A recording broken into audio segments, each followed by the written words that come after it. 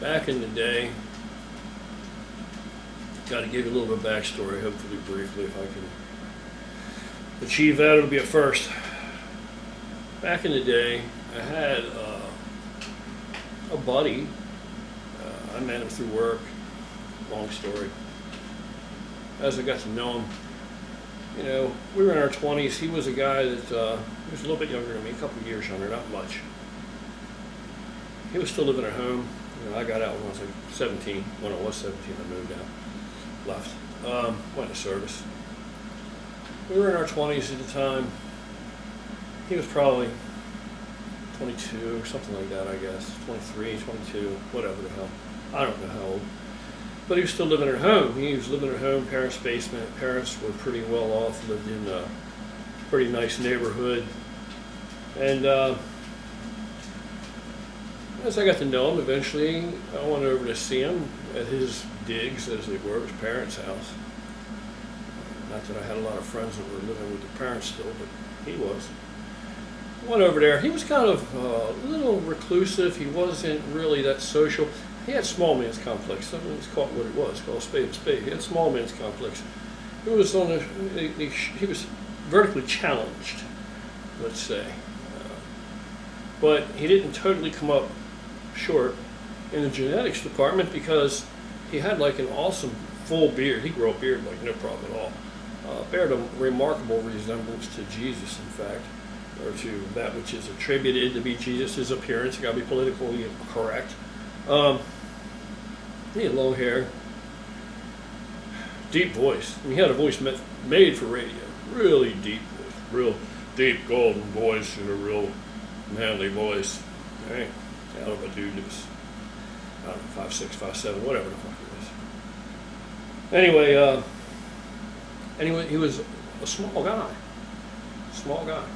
Thin, he wasn't out of shape, just small, underdeveloped. Been there, done that in my day. But by this time, I was putting a little bit of size. I wasn't a big dude, but I was probably 170s, 180. He, I went over to visit him the first time in his basement that he lived in his parents' house. He had all the David Mann centerfolds out of the Easy Rider magazines, the classic old school Easy Rider magazines, and they were like posted all over the walls, all around the walls down there. And he had all kind of Harley Davidson memorabilia and paraphernalia and regalia, and he was quintessential wannabe biker, I guess. He wanted to be a Harley Davidson American motorcycle enthusiast, which he was an enthusiast. He just didn't have the Harley Davidson motorcycle. It was the part he was lacking. But he's more or less one of these guys, still living at home, so you don't have a lot of overhead. He had a car he's making payments on. One day, he used to get teased about this a lot, but he really wanted that. And it seemed like he really didn't have anything as far as a social life. He had some friends. He was a pothead and shit. I mean, he had friends that were potheads, but, how much activity do potheads get engaged in? Typically, your typical young pothead sits around, right? Lays around, whatever the hell. I don't know what they do. He had a bad, shitty attitude, too, like at work and all that, but he was really good at what he did. He didn't turn wrenches. He worked in another part of the company. He was an exotic car manufacturer, but he was really good at his job. So even though he had a shitty attitude, he was always like in a bad mood, like on PMS kind of. People tolerated it. They didn't like it, but because he was really good, they tolerated it. So I kind of felt like he needed something to bring him out of his shell, something to put some enjoyment in his life. I used to go by his house once in a while on the weekend. My girl and I would be out on the bike. I lived on the bike. I was always on the bike. Primary source of transportation for me, especially when I was younger. Christ, goes without saying. So I would swing by his house, and she would always say stuff like, "Why are we going out of our way to go over there, over his mom and dad's house to visit him? What? We got to do that?" He went, "Look, I kind of like him, man. I want to stop by and just see what he's doing this weekend, let him know somebody gives a shit and knows he's alive, whatever. All right, it'll take a minute. So we'll swing by. Beautiful sunny day. And he comes out, and he's all excited. He's like, man, you guys look like you're having a lot of fun. Yeah, we're just, running around here and there, visiting such and such, and doing this and that, and catch up with Waterbug and Lightweight and JD or whoever later, and meet at the spot and see what we're going to do, get into. You know how it goes. And my girl says, no, he really doesn't know how it goes, but I'm sure he's read about it. So little digs like that. And I just felt for it. Finally one day I said to him, look, if you want a motorcycle, dude, clearly that's what you want. If you want a motorcycle, you don't have to be a wannabe. Buy a motorcycle. It's like, I don't have that kind of money for a Harley, man. I can't afford it. I wish the hell I could. Got this car payment. I can't afford no payment. Get a used bike. I don't know that bike's nothing to it. Everything's accessible. It's only 2 cylinders. It's not hard. It's not rocket science. Not at all. And I can help you. Well, how much can you get a bike for? I said, can you get $5,000 together? Oh, I don't quite have that much in the bank. I got a couple thousand. I said, can you get a loan? He goes, you know what? I belong to the credit union. Yeah, I could get $5,000. Can I get a bike for that? I said, you get $5,000, find you any bike you want, basically. Which back in the day, you could. I bought a 48 FL, 48 Panhead. It's first year Panhead, which had just been gone through. Motor redone, just beautiful bike. Everything in black, all the tins black, with all chrome Acorn hardware. So on a pan, that's really pretty. And fins on the timing covers, polished. The rest of it just black, right? Black cover with chrome fins. It was nice. Beautiful bike. It was burgundy and cream, 2-tone.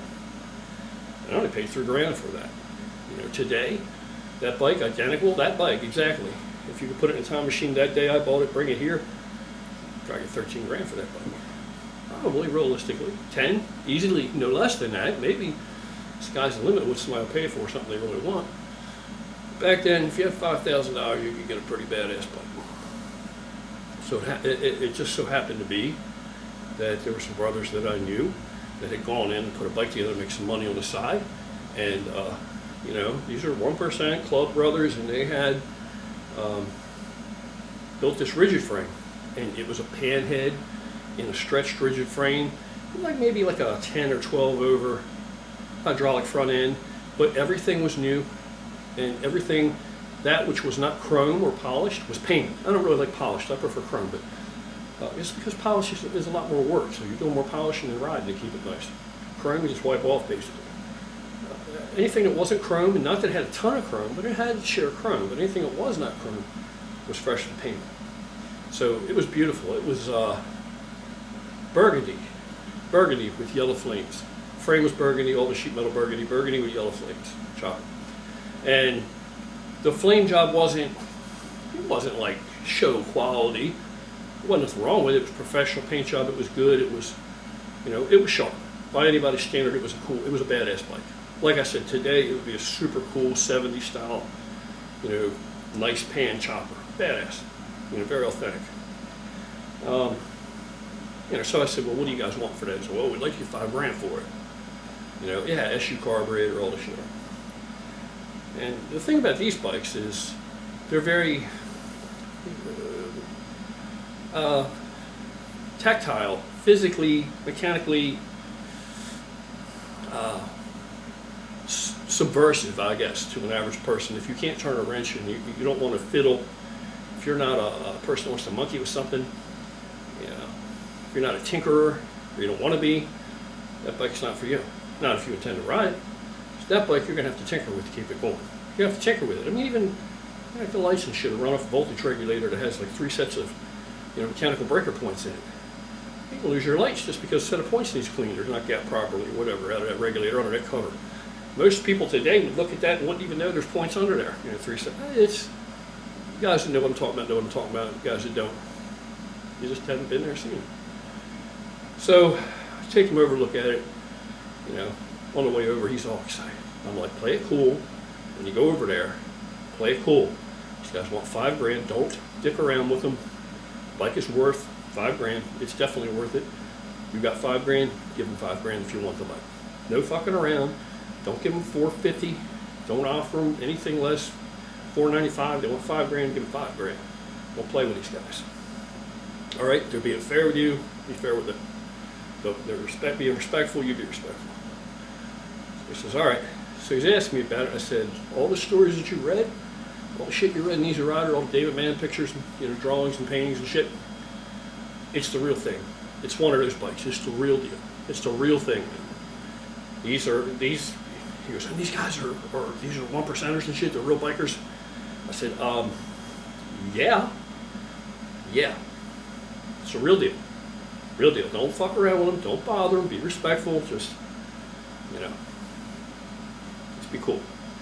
So we go over there. He's trying to contain his excitement. He sees the bike. He's like, oh man, oh, it's gorgeous. Got an instant Woody, I'm sure.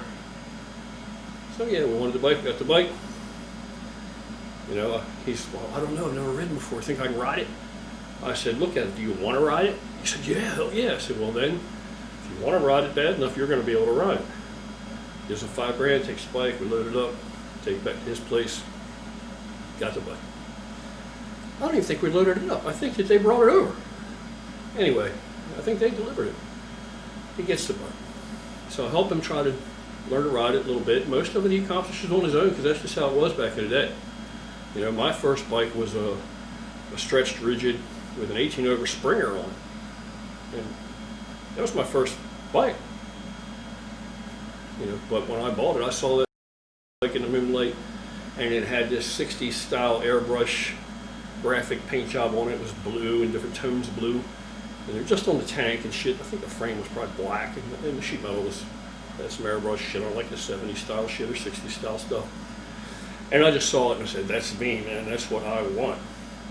I want it. So once I had it, it was mine. And I'm an adult enough that I live on my own, and I can do whatever I want to do. I was living in West Virginia at the time. No way, nobody's going to tell me I can't ride it. I got on it and I rode it. It was dangerous, it was scary. It wasn't probably smart or wise, but what the hell, it worked. And eventually I got very, very adept at riding that motorcycle.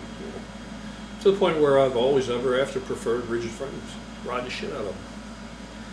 So, he learns to ride it. One little pro tip, by the way, you want to learn to ride a bike or teach somebody to ride a bike. One of the easiest ways on you and the other person is to get them to a big parking lot or a big asphalt area, put them on the bike, get the bike started, hold the clutch, put it in gear, and have them just at basically walking speed, just enough throttle and feather off the clutch enough to get the bike to move where you can walk it with your feet while you're sitting on it to keep it up.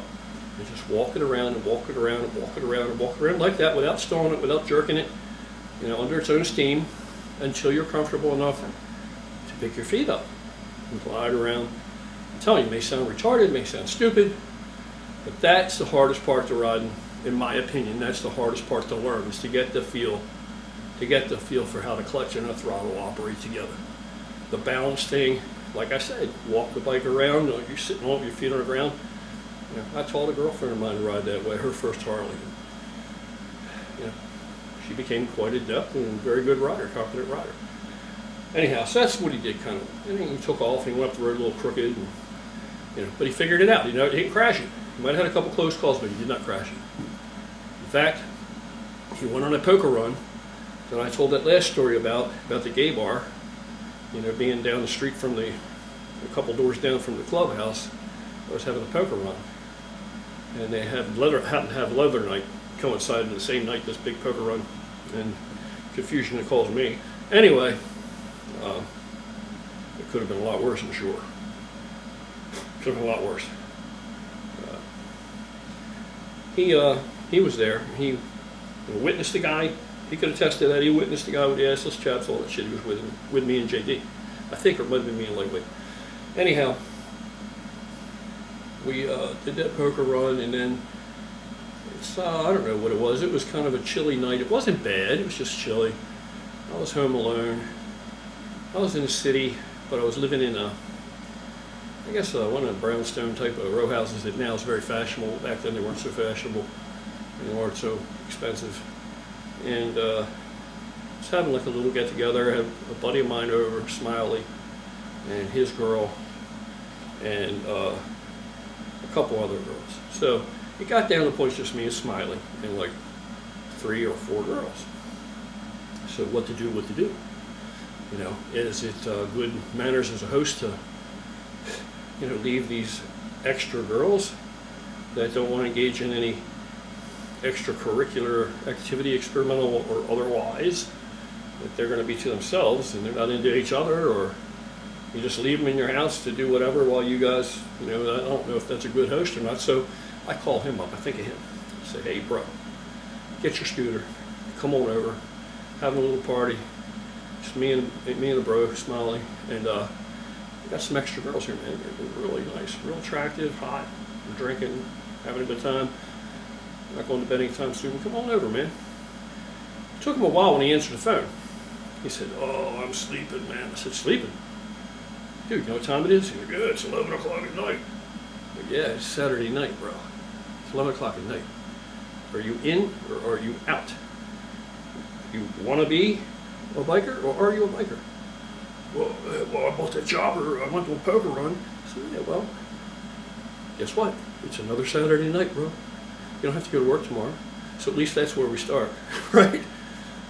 Come on over. It's like, oh, it's too cold out, man. I'm in bed. I'm not getting out, bro. It's like, you're not even getting out for the vitamin P. You know what I mean? What kind of biker is that? You're not even getting out for a little bit of something in your beard. The fuck is that? You know? So I knew what to do. I knew how to get them. Put one of these little, you know, split tails on the phone with him, little hard bellies, and I said, hey, this is Steam. I call him Steam.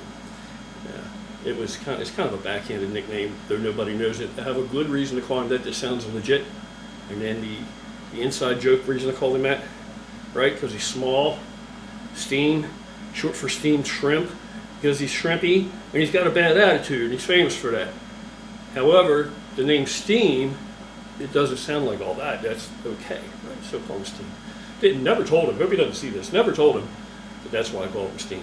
And it kind of called him, other people called him Steam because I introduced him as Steam because I was determined that's what we're calling him now. So it says Steam, man. Talking, you know, he's got a badass pan chopper. Get him come over. She gets on the phone. She said, start sweet talking him, right? I told her to sweet talk him a little. Put some titties on him. So she gets on the phone, she talks to him. You know, I'm doing whatever. She calls me back over, hands me the phone. These are landlines, by the way, because it ain't like we got cell phones yet. They're not there. Barely car phone could be found, right? So I get on the phone and he goes, I'm on my way, bro. I knew it. So I'm like, all right, man, we're here.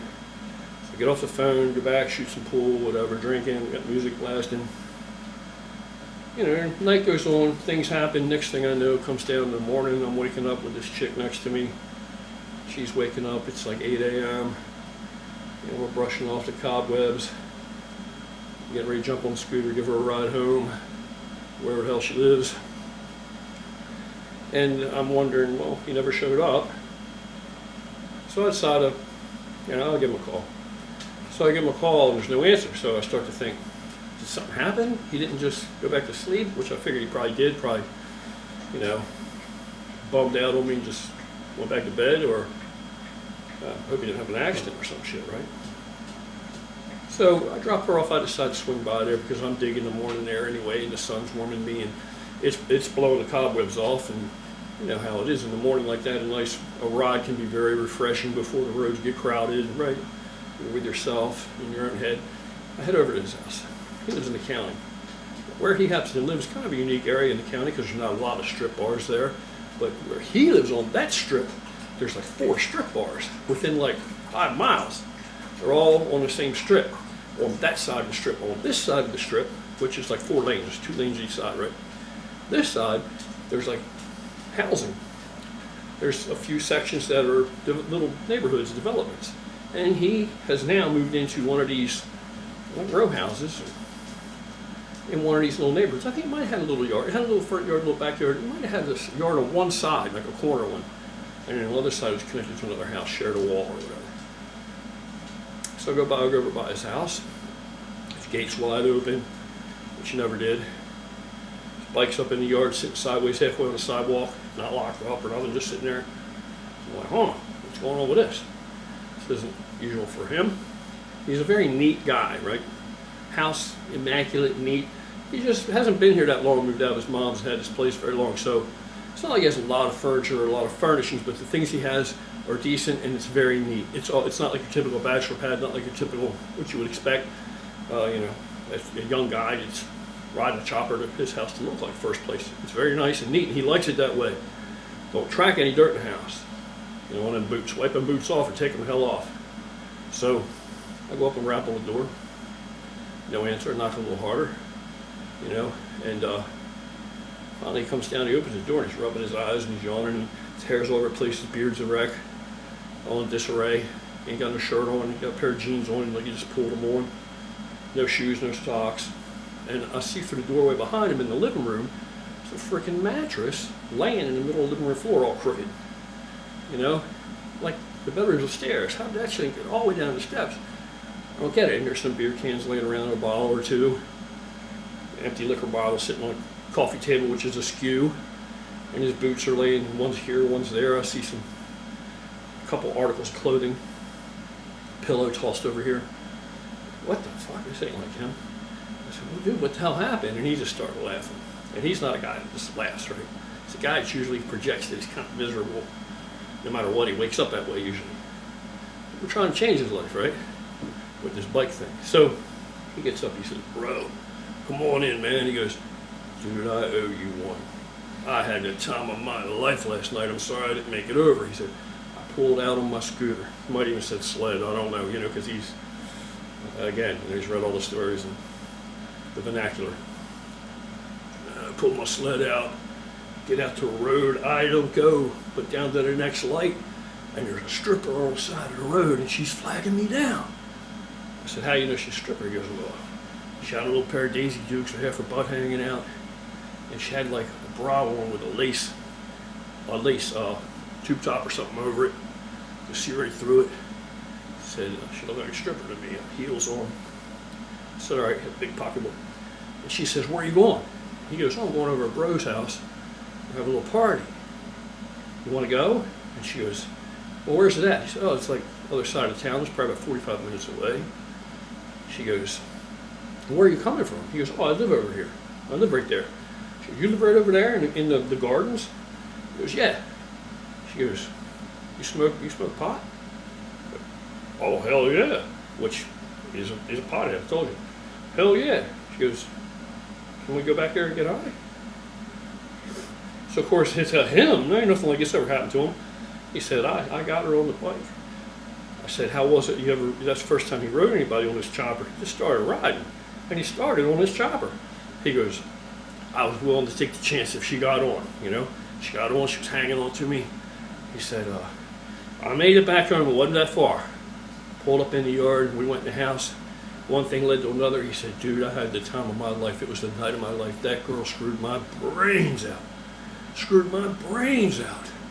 He said, I ain't never even dreamt of anything like that. That far exceeded anything I ever read in Easy Rider magazine. And this was real. He said, this is life-changing shit. He said, I said, how did that mattress get here? He goes, I don't even know. He said, it's one of the beautiful parts. I don't even know. Half of it I forgot. The half that I remember is more fabulous and wonderful than anything I've ever experienced. He said, we were, you know, I thought I was surfing with her on the mattress at one point, and I don't know, we ended up down here. We're all over the house. It's crazy. He said, he goes, oh, well, you know, when I woke up, came to, she was long gone. And I was just laying there naked. He said, my jeans were over here. I go to pick them up. My wallet's laying next to it all open on the floor just now. He goes, all my money and everything's pulled out of it. Luckily, she left me my license and cards and shit. But she took all the money. I said, how much money is there? He said, it's like $100, a little over $100. He's laughing. And then this is Steam, you know, miserable guy. Small man complex, angry at the world most of the time. Like, how do you feel about that? He goes, It was worth every penny of it. It was worth twice as much. I don't care if she comes back tomorrow night and takes some money from me. He said, time of my life, bro. I owe you one for making me get up and get on my bike and come out there, man. It's just like I always dreamt it was going to be. It's like a fiction fairy tale. It's like a biker exploitation movie. I said, yeah, well, that's, shit happens sometimes. Sometimes good shit happens. Congratulations.